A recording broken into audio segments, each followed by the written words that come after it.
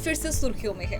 वहां पर इस समय 2 टायर जस्टिस अर्थात 2 परत वाले न्याय पर विवाद छिड़ा हुआ है। दरअसल मार्च के आरंभ में सेंटेंसिंग काउंसिल ने इंग्लैंड और वेल्स में न्यायालय को ये अनुशंसाएं दी थी कि यदि अपराधी किसी जातीय, सांस्कृतिक या धार्मिक अल्पसंख्यक समुदाय का है तो एक प्री सेंटेंस रिपोर्ट अर्थात निर्णय देने से पहले रिपोर्ट पर ध्यान देना आवश्यक है। अर्थात इसका मतलब ये हुआ कि जो लोग जातीय, नस्लीय या फिर धार्मिक रूप से अल्पसंख्यक हैं तो उन्हें दंड देने में कुछ नरमी बरती जाएगी। यदि दंड देने में इन्हें नरमी दी जाएगी तो फिर कठोर दंड आखिर किसे दिया जाएगा?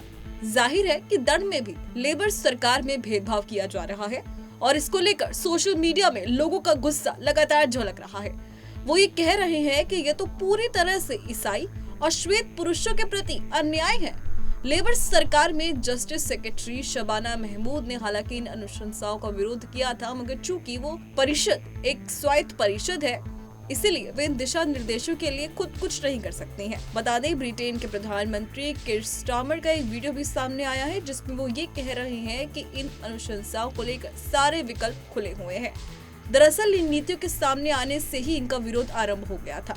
आम लोगों ने, नेताओं ने प्रश्न उठाने आरंभ किए थे कि दंड देने में ऐसी दोहरी नीति कैसे चलाई जा सकती है। Shadow justice secretary Robert generic ने इसका विरोध तभी किया था जब काउंसिल ने इस नीति की अनुशंसा की थी। रॉबर्ट जेनरिक ने मीडिया से बातचीत करते हुए कहा था कि ये 2 टायर जस्टिस व्यवस्था ईसाइयों और श्वेतों के विरुद्ध है और ये पूरी तरह से भेदभाव है। तो वही लोगों का कहना है कि बहुत ही सुनियोजित श्वेत विरोधी नस्लवाद पश्चिमी में नीति के रूप से स्थापित हो गया है। नस्लीवाद, डाइवर्सिटी, इंक्लूसिवनेस और आइडेंटिटी नीतियों ने पूरे यूरोप को अपने कब्जे में लिया है।